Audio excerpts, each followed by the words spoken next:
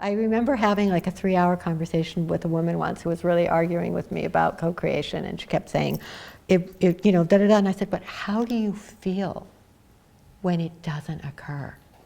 Because it obviously doesn't always occur, that you give God that list and God runs and does your bidding. And she said, I feel angry, I feel frustrated. I mean, she was honest. I feel all these things, and I said, well then, your ego's still running it all. So, because if it's truly offered, it doesn't mean you don't have emotions come up. But you land in this place eventually that you know the highest is going to occur.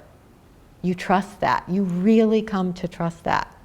So the desire doesn't go away necessarily. It lessens, but it's offered so that you trust that the highest outcome is going to occur. And if there are delays or there are detours or there even is a no, you know it's happening for a reason. As opposed to, I'm furious or I'm frustrated or I hate myself because I can't make such and such happen. And you know, that was part of where the book came from with me, with Outrageous Openness, is it was heartbreaking for me to listen to people call me in sessions and say, what is wrong with me that I can't manifest X, Y, and Z? What is wrong with me? What am I doing wrong? And sometimes, yes, there's an issue of deserving or believing one's worthy, and those are good issues to use a therapist for, or do EFT or EMDR, do any of these sessions that let somebody help become worthy. But also, sometimes there's this thing called Prarabdha Karma. People know Prarabdha Karma? It's a Sanskrit term, and it means the karma of a given lifetime. It's the piece that, it's the main, I often thought there should be a book called Prarabdha Karma, What the Secret Didn't Tell You.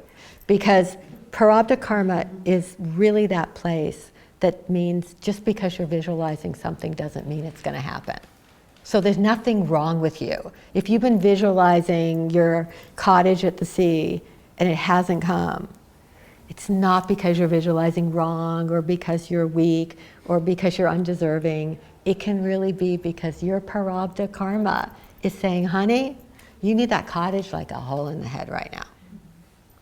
And the karma, it's the body knowledge that we're each born with that says, hey, you may be somebody who came here to be enlightened.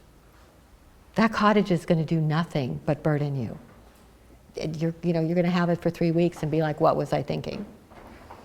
So or you might be somebody who's here to travel and you don't need the cottage. I mean, all the different things, the understanding, it's the karmic depths of understanding that the body has.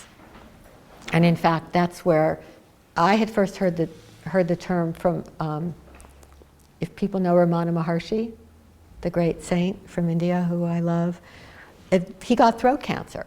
So his student said to him, you have all this power. Why don't you just you could like go and knock it out, get rid of it. And he said, it's the Prarabdha Karma. I came here to learn to have this. This is how I came to die. This isn't just, so I think that entire mentality of something's wrong, there's some power to learn to fix it. There's some trick, there's some coach, there's something.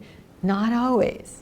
Sometimes there's just the Prarabdha Karma that's saying the soul ahead of the lifetime decided, I'm going to take, this very tricky experience and learn to surrender to it.